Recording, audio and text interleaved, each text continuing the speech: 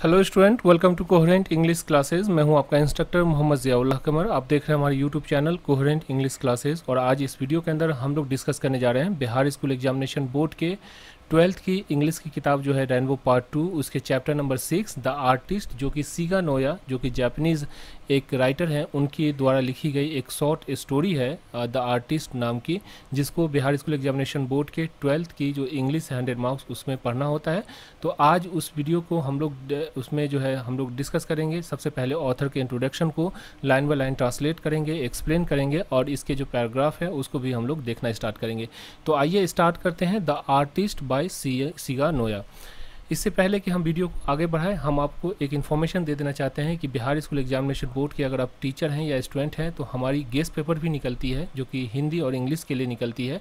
ये guest paper अब जो है अवेलेबल हो चुकी है, जिसके अंदर आपको पूरा हिंदी का, यहाँ आप देख सकते हैं कि पूरी हिंदी की आपको गेस्ट पेपर, इसमें ग्रामर का पोर्शन भी रहेगा इस गेस्ट पेपर के अंदर, और साथ में जो है ऑब्जेक्टिव क्वेश्चन भी पूरा, चाहे ग्रामर का हो या बुक का हो, ऑब्जेक्टिव क्वेश्चन भी रहता है, और साथ में जो है सब्जेक्टिव क्वेश्चन भी रहता है। जिस तरह आप यहाँ पे देख सकते हैं कि पूरी सब्जेक्टिव क्वेश्चन भी रहती है। साथ में आपकी इंग्लिश की भी गेस्ट पेपर हम लोग की निकली हुई है। तो गेस्ट पेपर आप अगर लेना चाहते हैं तो आप जो है हमें 9065829862 पे कॉल कर सकते हैं और ये गेस्ट पेपर को मंगवा सकते हैं। इसके साथ साथ आपको जो है हिंदी का, इंग्लिश का एक और जो है हम लोग जो PDF फाइल देते हैं, ये जो है आपको पूरा टोटल 1200 ऑब्जेक्टिव होता है, जो कि बिहार में कोई ऐसी कोचिंग क्लासेज हैं जिसके पास ये जो है PDF फाइल अवेलेबल है। इसमें पूरी कंप्लीट ऑब्जेक्टिव है, पूरा रेनबो का। तो आपका जो प्रोज सेक्शन 11 वो, पोइट्री सेक्शन प्लस जो है आपका जो स्टोरी ऑफ इंग्लिश है उसकी पूरी जो रहती है। तो ये पूरा कंप्लीट गेस्ट पेपर है। प्रत्येक हिंदी का और इंग्लिश का आप अगर स्टूडेंट हैं, इसमें दो गेस्ट पेपर में हम लोग दो तरह से बनाते हैं। एक होता है स्टूडेंट के लिए, तो स्टूडेंट के लिए हिंदी का 50 रुपया है और इंग्लिश का भी 50 रुपया है। आप पेमेंट करके आप जो है इसको ले सकते हैं। और दूसरी चीज़, अगर आप टीचर हैं तो आप अपने कोचिंग के नाम से भी इस गेस्ट पेपर को बनवा सकते हैं। आपकी जो गेस्ट पेपर पे कोचिंग का नाम रहेगा और इसको आप डिस्ट्रीब्यूट कर सकते हैं बच्चे के अंदर। 100 आउट ऑफ 100 टकराता है, ठीक है। तो आइए स्टार्ट करते हैं। हम लोग पहले द आर्टिस्ट को लाइन बाय लाइन ट्रांसलेट कर लेते हैं, फिर उसके बाद हम लोग इस पर डिस्कस करेंगे। देखिए, सीगा नोया, ये जो आर्टिस्ट के जो लेखक है उनका नाम क्या है? सीगा नोया। इनका जन्म कब हुआ था? 1883 ईस्वी में, और 1971 में इनकी मृत्यु हो गई। Is a celebrated Japanese short story writer of 20th century, यानी कि 20वीं शताब्दी के ये जो थे सीगा नोया, वो जापान के सेलिब्रेटेड का मतलब होता है सेलिब्रेटेड, सेलिब्रिटी से बना है। सेलिब्रिटी किसको कहते हैं? सेलिब्रिटी उसको कहते हैं जो कि बहुत ही फेमस हो, नामी हो, प्रसिद्ध हो। तो celebrated Japanese short story writer, यानी कि छोटी छोटी जो कहानी होती है जो बच्चे को पढ़ाया जाता है, तो वो कहानी शॉर्ट स्टोरी के ये जो है बहुत ही नामचीन प्रसिद्ध जो है क्या थे, स्टोरी राइटर थे 20वीं शताब्दी के। कहाँ के? जापान के अंदर के। He wrote very sensitive about his people and their culture. उसने जो है बहुत ही सेंसिटिवली का मतलब है बहुत ही संवेदनशील सोच समझ और विचार के साथ इन्होंने लिखा अपने लोगों यानी जापान के लोगों का, और उसकी जो कल्चर है, उसकी जो सत्ता है, उसके ऊपर इन्होंने छोटी छोटी कहानी लिखी। The artist unfurled before us. Unfurl का मतलब क्या होता है? पेश करना, सामने लाना। तो द आर्टिस्ट जो कहानी है वो अनफ्लर्स करती है, पेश करती है, हमारे सामने लाती है। बिफोर अस का मतलब होता है हमारे सामने।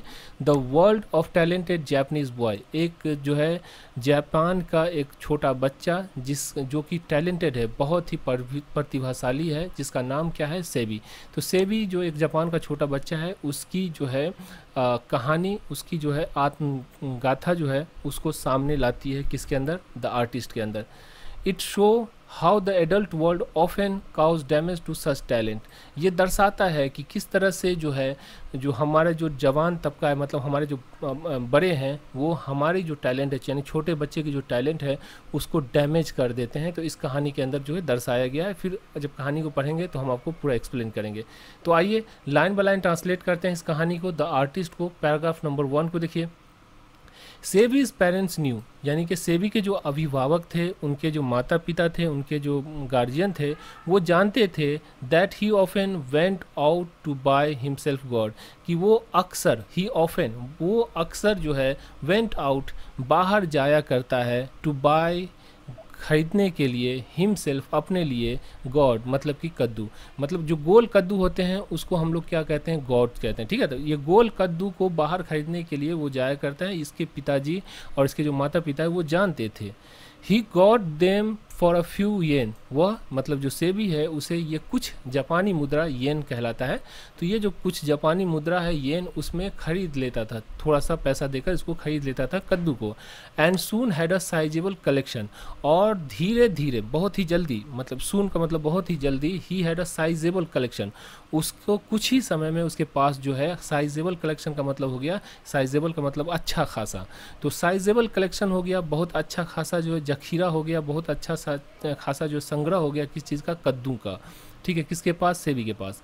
व्हेन ही केम होम, जब कभी वो घर आता, व्हेन ही केम होम, जब कभी वो घर आता, he would first bore a neat hole in the top of the gourd, यानी कि जब कद्दू खरीद के जब कभी वो घर आता तो सबसे पहले क्या करता है, ही वुड फर्स्ट बोर, बोर का मतलब होता है सुराख करना किसी चीज़ के अंदर, जैसे बोरिंग, बोरिंग का मतलब क्या हुआ, सुराख करके जो पाइप घुसाकर जो पानी निकालने वाला निकाला जाता है उसको बोरिंग कहते हैं। बोरिंग वेल मतलब वो कुआं जो कि किसी चीज़ में सुराख करके बनता है, उसे हम लोग क्या कहते हैं, बोरिंग। तो बोर करना मतलब कि गड्ढा करना, किसी चीज़ के अंदर सुराख करना, उसको कहते हैं। तो क्या करता है, ये जब भी आता कद्दू लेकर तो सबसे पहले क्या करता, कद्दू के अंदर एक सुराख करता, नेट होल, निट का मतलब neat and clean, neat and clean का मतलब साफ सुथरा, मतलब अच्छी तरह से बहुत ही सावधानी के साथ, ऐसा नहीं जहाँ पे चाहा वहाँ पे जो है उस कद्दू में होल कर दिया, नहीं, उस होल करता बहुत ही सावधानी के साथ, अच्छी तरह से उसमें होल करता on the top of the God, God मतलब ये कद्दू है इसके ऊपर में, ऊपरी वाले जो भाग है उसके अंदर वो होल करता। And extract the seed, extract का मतलब होता है निकालना, तो बाहर निकाल लेता उसका कद्दू, यानी कद्दू का जो सीड होता है, बीज जो होता है उसको बाहर निकाल लेता। Next he apply tea leaves to get rid of unpleasant gourd smell, और दूसरा चीज़ नेक्स्ट मतलब दूसरा ही अप्लाइड, उसके बाद दूसरा काम क्या करता, वो उसके अंदर अप्लाइड करता, क्या करता, टी लीव यानी जो चाय की जो पत्ती है उसको जो है उसके अंदर डाल देता, किसके अंदर, कद्दू के अंदर। क्यों, to get rid of, to get rid of का मतलब हुआ टू गेट रीड ऑफ मतलब निजात पाना, किसी से छुटकारा पाना, तो वो छुटकारा पाने के लिए करता था किस चीज़ का, अनप्लेजेंट, प्लेजेंट का मतलब हुआ क्या, मतलब कि जो मन को खुश कर देने वाला, अनप्लेजेंट का मतलब मन को जो है सो दुख कर देने वाला, यानी गंदा जो स्मेल होता है गॉड का, कद्दू का, जब वो सड़ेगा तो उसके लिए क्या करता, वो जो है उसके अंदर टी लीव्स मतलब कि चाय की जो पत्ती होती है उस पत्ती को उसके अंदर डाल देता। ही देन फेच द सेक, और फिर वो क्या करता है कि वो ली आता, फेच का मतलब क्या होता है, fetch the water from the well मतलब कि कुएं से पानी निकालो, फेच का मतलब क्या हुआ, निकालना। तो ही देन फेच द सेक, सेक मतलब होता है जैसे मिल्क शेक, तो मिल्क शेक का मतलब क्या हुआ, मिल्क शेक का मतलब ये हुआ जो पीने वाला पदार्थ होता है उसको शेक कहते हैं, ठीक है।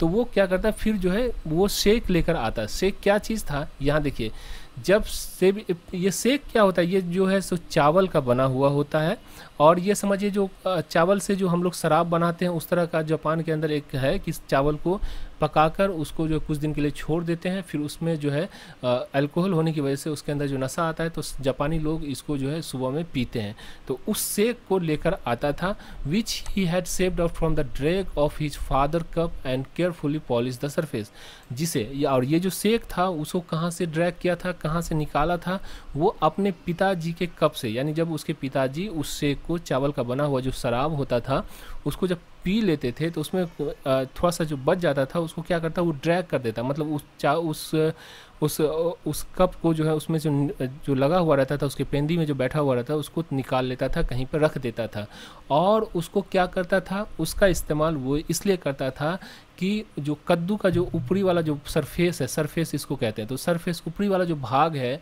सतह है, उसको पॉलिश करने के लिए, मतलब उस पर जो है चमक लाने के लिए जो है उसका इस्तेमाल करता था, मतलब उसको जो अप्लाई करता था उस पर लगाता था, ठीक है।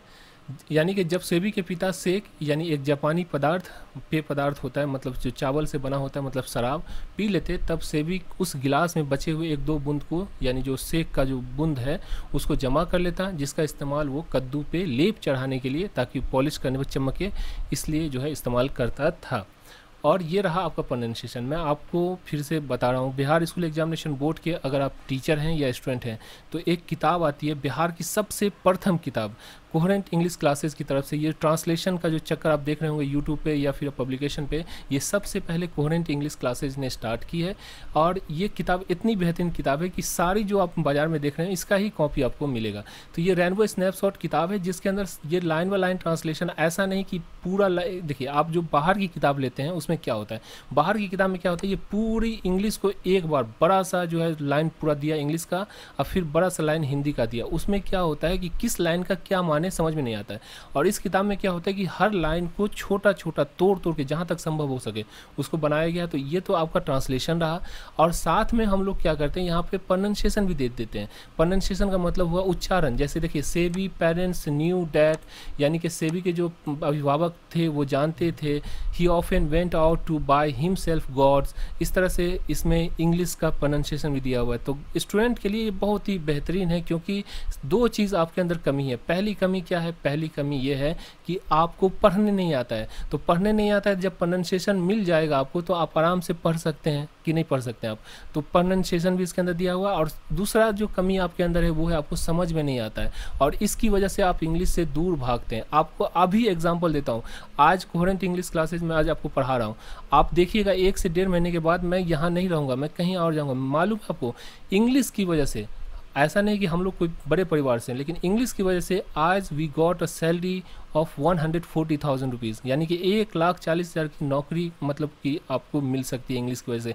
इंग्लिश एक ऐसी दुनिया है जहाँ पे आप खोल सकते हैं, खोलने के बाद आपकी जो लाइफ है वो पूरी सेट आउट हो जाती है। तो जब हम जाएंगे तो आपको हम इसके लिए स्पेशल वीडियो बनाएंगे कि इंग्लिश की क्यों ज़रूरत है। लेकिन मैं आपको अभी ये बता रहा हूँ कि ये किताब आपके लिए बहुत ही बेहतरीन है। जस्ट फॉर 400 रुपीज़ 532 पेज की किताब होती है, जिसमें 320 रुपया किताब का होता है, 80 रुपया पोस्टेज चार्ज होता है। साथ में इस किताब के साथ साथ आपको वीडियो और PDF फाइल भी अवेलेबल हो जाता है। तो आप आराम से घर पर बैठकर जो है आप पढ़ाई कर सकते हैं। अगर आप टीचर हैं, नया कोचिंग क्लासेस स्टार्ट किए हैं, तो आपके लिए भी खुशखबरी है कि आप इस PDF फाइल को अपनी कोचिंग के नाम से बनवा सकते हैं और बच्चों के अंदर डिस्ट्रीब्यूट कर सकते हैं। 100 आउट ऑफ 100 क्वेश्चन इसके अंदर से टकराता है। ऑब्जेक्टिव छूटने की बात ही नहीं रहती, क्योंकि सारी चीज़ आपको पढ़ा दिया जाता है। तो इस तरह से आपका पूरा प्रोनाउंसिएशन दिया रहता है। आप इस किताब को जरूर परचेज़ कीजिए। परचेज़ करने के लिए आप इस नंबर पे 9065829862 90 65 82 98 62 इस पर आप कॉल कर सकते हैं और अधिक जानकारी ले सकते हैं। Paragraph number 2, SEBI was passionately interested in God. SEBI जो था वो शौकीन था किस चीज़ का, कद्दू पे चित्रकारी करने का। जापान के अंदर ये प्रथा है कि यहाँ पे जो है कद्दू को ले लेता है, उसको सुखाता है, और सुखाने के बाद जिस तरह यहाँ पे चित्रकारी किया हुआ है उस तरह से चित्रकारी करने का जो है एक प्रथा है। इस तरह से चित्र बनाते हैं कद्दू के ऊपर और इसको इसमें बल्ब लगाकर घर के अंदर सजाने के लिए रखते हैं। तो जो सेबी था इसको कद्दू के ऊपर जो है चित्रकारी करने का क्या था, इसको शौक था। ठीक है।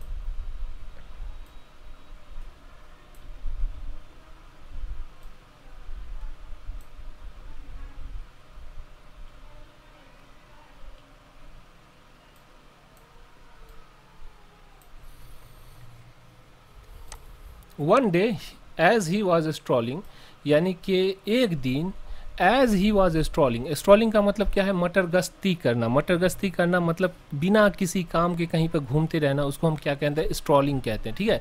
तो one day he was strolling, यानी एक दिन वो क्या कर रहा था, जैसे ही वो मटर गश्ती कर रहा था अलोंग द बीच। बीच का मतलब क्या होता है, बीच का मतलब कहते हैं ना, आज तुझे अक्सा बीच घुमाओ आ चलती गया। इसका मतलब क्या हुआ, बीच। बीच का मतलब हुआ समुंदर का जो किनारा होता है उसको कहते हैं। तो समुंदर के किनारे में जो है ये सेबी जो है मटर गश्ती कर रहा था, बिना काम धंधा के एक दिन वो घूम रहा था कहाँ पे, समुद्र के किनारे।